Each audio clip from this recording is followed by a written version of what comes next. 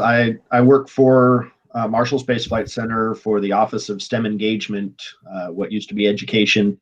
But my job for the last, well, for 15 years, I had trained teachers and talked to students about what NASA was doing. That was my main job. I've transitioned over and I'm a civil servant and I manage some of the people who do that, who train the teachers and work with students. And I manage some other projects. But that's allowed me to, for the last 16 years, I've been interacting with NASA, working with astronauts on occasion, working with the NASA scientists, and learning all about and presenting all about what's going on with NASA, especially as we're planning to go back to the moon. So I'm ready for your questions at any point. What is one thing that you would want if you lived on the moon? Probably the most important thing that I would want living on the moon would be a source of water, because we need water to live.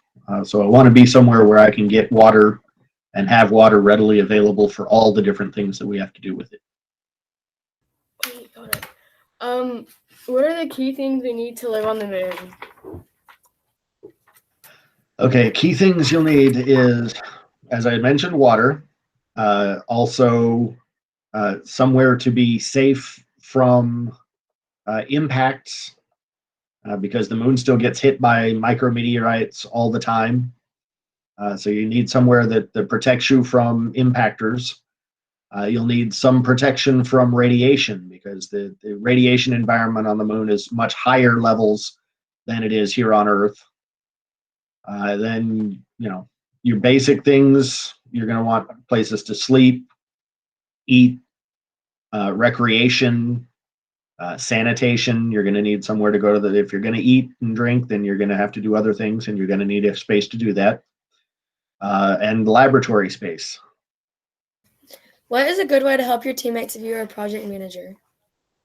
As a project manager, the first thing is to make sure that you're listening to all the different viewpoints of your teammates, making sure that they're aware that it's a safe place to speak, that all ideas are valid ideas, at least to start off with, until you find reasons not to, but encouraging your teammates to be able to speak freely and give their ideas and not worry that an idea is going to be laughed at or anything, because we need all the ideas possible first, and then we work back from that. The other one is helping them with their time management. As a project lead, the project milestones and goals are an essential piece that you're in charge of, but the only way to do that is to make sure that you're helping your teammates keep track of their schedule and what things they need to get done. What are things that people need to bring to the moon? Things that people will need to bring. Let's see, going to need to bring some water, although it turns out that if we go near the poles, which is what we're planning, there's water ice that they can mine, so they won't need to bring as much water. They're going to need to bring clothes, equipment, some sort of devices or places, ways to build places to live. We're looking right now at whether we can build places to live using the lunar regolith, essentially the soil on the moon, and some binders and maybe 3D print houses there. But they'll need to take up the equipment to do that, as well as food, fairly an important piece, and leisure supplies, things that they can do in their off time. It turns out that it's important to have some downtime and relaxation time where you can do things. And spacesuits. Very important to have the spacesuits. What's a good way to prepare to go to space? As you mean to prepare to go as an astronaut to space? There's a couple of different things. There's actually quite a bit of survival training that they go through. Problem solving and team training is very important.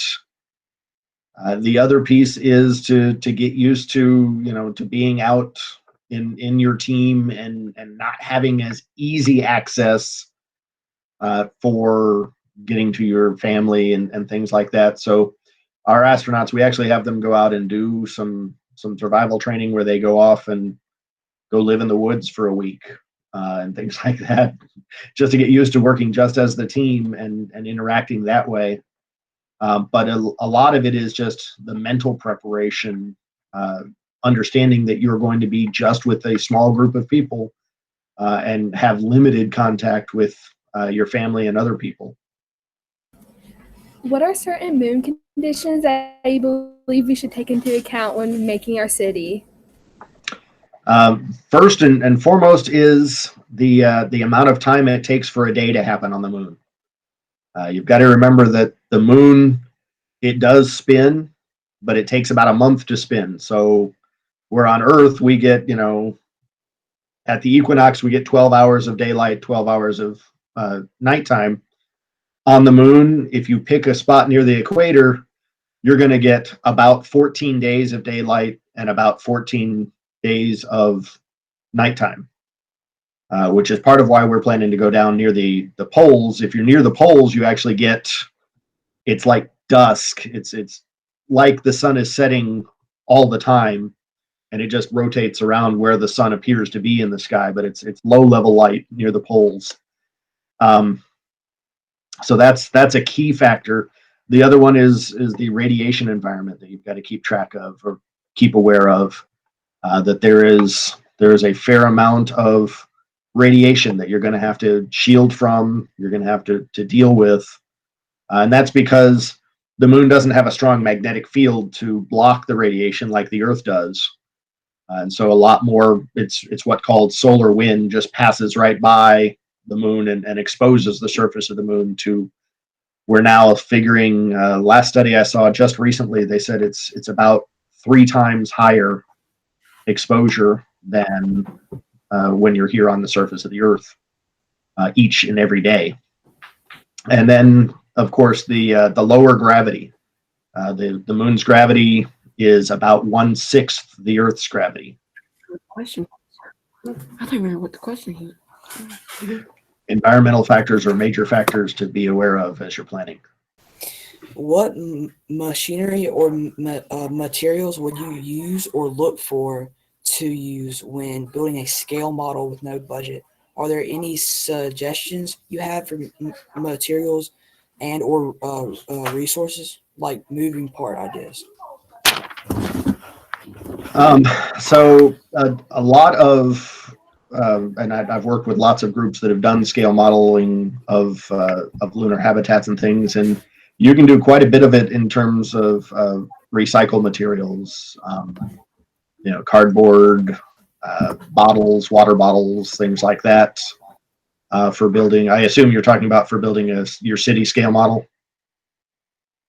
Cardboard, bottles, things like that work actually fairly well. You can cut them up and make pieces. With no budget, I don't know whether you've got access to a 3D printer or not, but you can print some parts, to help you out if you can pull that off. Lego pieces work really, really well, as do, and I know this sounds really strange, but Fisher-Price and Duplo figures, if you have any of those around the house, those work really, really well for things to help build. And then I've been known to even use things like sponges and newspaper, and I think a string is another big one, and duct tape. Duct tape is a key component. If you can get a hold of duct tape, that will make things go together very, very well. What projects have you worked on? What is the nature of your job, and have you ever been to space? And if so, what was the most interesting part about being in space?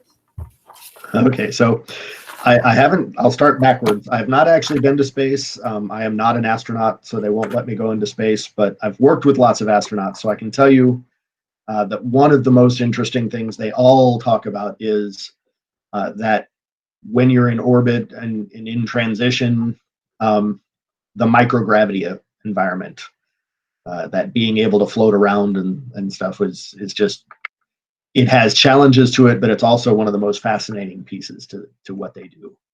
As far as projects that I've worked on, as I said, my job is I'm in education. So for 15 years, I trained teachers and I learned about everything that NASA was doing so I could teach students about what NASA was doing and teach teachers how to do activities about NASA. So I got to do those kinds of things. Now I am actually running a couple of projects. I'm actually working right now on a project to do some crowdsourcing and get teachers to help us out in updating NASA education materials.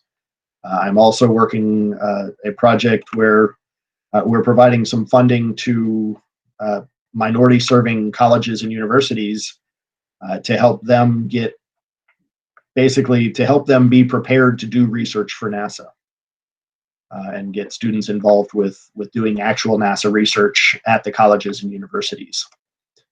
I'm also working on a project to completely revamp the way that we do education here at NASA. So lots of little projects like that I'm working. I also work with I'm the representative for Marshall Space Flight Center for the Robotics Alliance Working Group.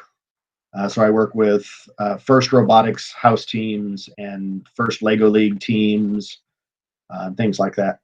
Do you have any ideas of what we could use for our moon resources? I need clarification what you mean by moon resources. Like things on the moon that we could recreate on our future city model.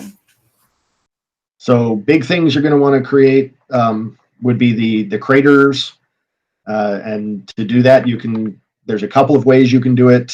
The cleanest way to do it is if you can get a hold of some plaster of Paris, which is basically quick setting cement. You can actually set that up in a pan, and then to make the craters, you can actually take little rocks and basically throw them down into it just as it's setting, and it will make the craters for you. So that gives you a surface.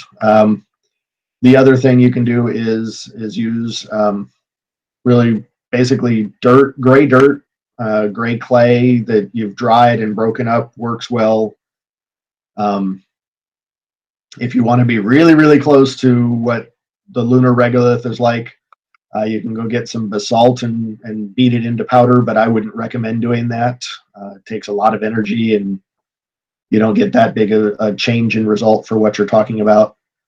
So I would go with you can also use styrofoam as an underlaying. If you don't have access to the plaster of Paris, you can take a flat piece of styrofoam and just press down into it with different sized rocks or balls to make the craters, and then cover over it with either gray paint or dirt, whichever, depending on how movable you need to make your setup. What is your experience with teams, project, and project management? Everything I do works with teams. We don't work alone at NASA, so every single thing that I do, I have a team that I'm working with in some way or another. There's other people doing things. And so it's a lot of experience. And I started out actually, if we go way, way back, I was a classroom teacher, so I was working with teams of students back then. But since working with NASA, I've always been in some sort of team. And we work project management where we set timelines, work out budgets, hold each other accountable for our timelines and budgets and deliverables. So that's been a part of my life and work for the last 16 years, I can assure you. What pointers do you have for working as a team of a project of a large magnitude?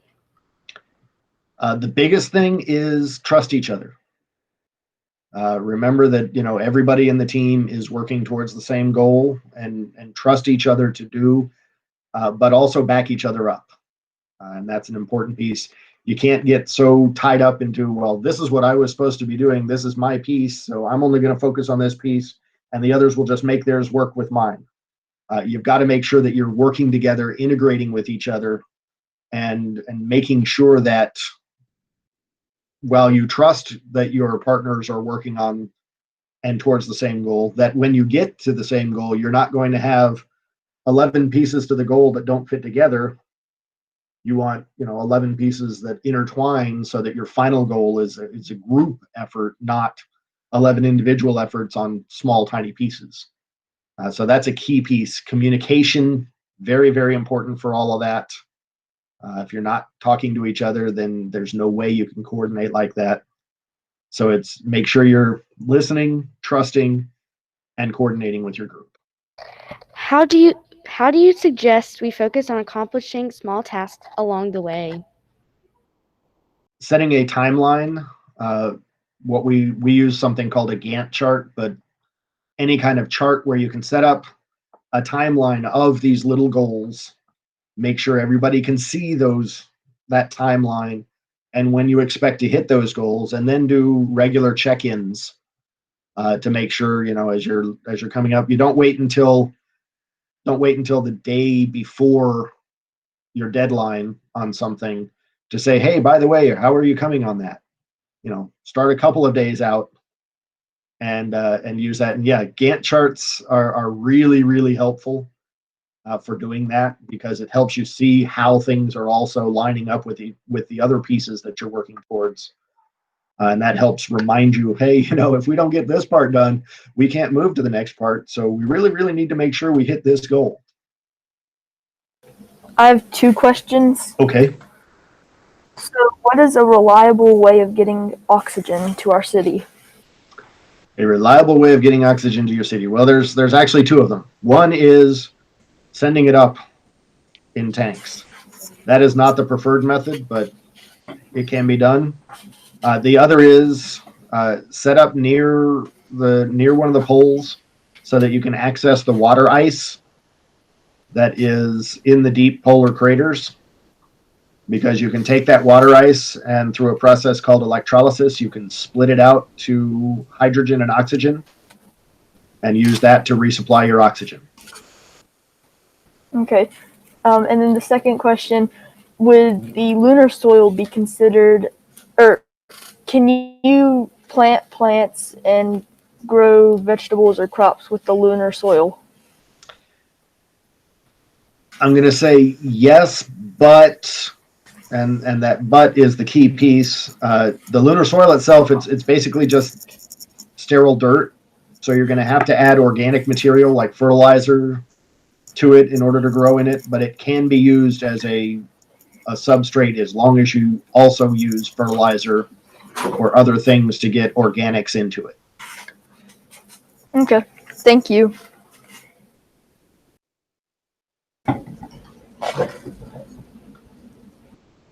What are the main moon resources that you could use to start life on the moon? The biggest one is actually the regolith, the lunar soil. You can use it with some binders. You can use it, we've shown, to actually build structures. You can also use it, as we just talked about, if you add fertilizers to it, you can use it as some of the substrate for growing things. The water ice in the polar regions, another key resource that you'll be able to use and will want to use. And the other one is there are structures on the moon that are called lava tubes that are basically, they're caves that were developed back when sometimes there are large impacts that melt part of the moon and create little lava tubes, and those give you an empty area that you can actually, sometimes we think you may be able to build in to help shield you a little bit and also give it an enclosed area to build in. Thank you. What would be like an easy way or like a cheaper way to get the humans on the moon? A cheaper way to get humans on the moon. Unfortunately, there really isn't a cheap way to do that. We're hoping that the more we use the rockets that we've got, the less expensive they will be to use. We're in development right now, so it's fairly expensive. But the process that we're going through right now using the Space Launch System, the Orion capsules, and the Gateway orbital platform We're trying to do all of that so that we can get it to the point where it's not too expensive to send things. Unfortunately, the heavier the mass you have to send, the more it's going to cost in terms of your rocket. Thank you. What's one challenge that nobody really knows about living on the moon? The biggest one that we're still learning about is that radiation environment and exactly how it happens, whether it's a constant level, whether it fluctuates with the solar winds. That's one of the biggest pieces. And the last time that we lived on the moon, that we had people spend the night on the moon, we really didn't understand a lot of what was going on in terms of that radiation environment. And we kind of got lucky in a couple of cases. So that's one of the biggest pieces we're still learning about, still trying to figure out exactly how to deal with. The other one is a lot of people don't realize how often the moon still gets hit by stuff.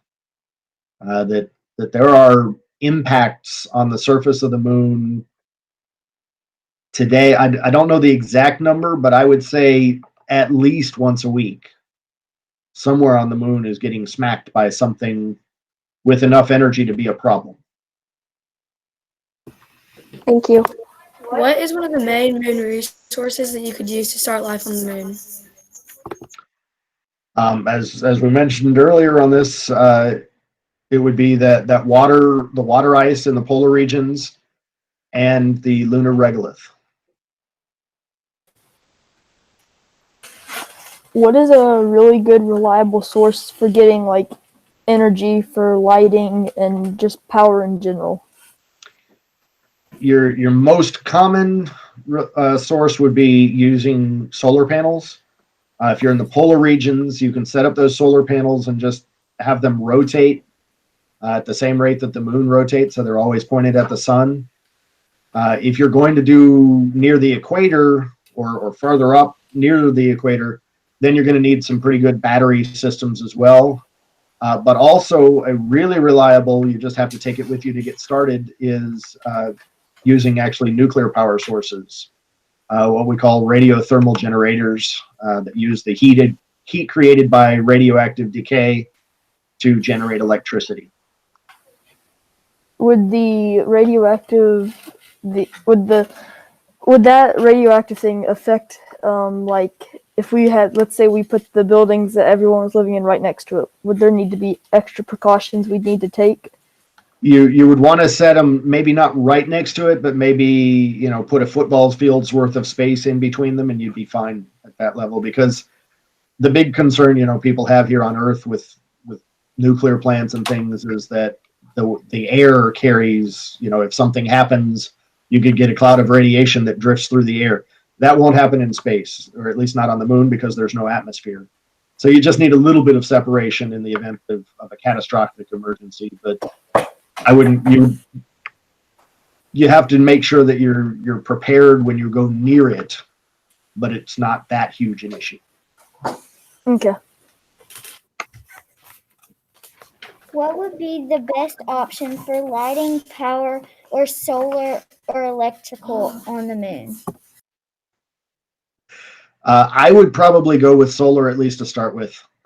That would be my option to go with, and then go with once you get established and are building larger structures where you need more power.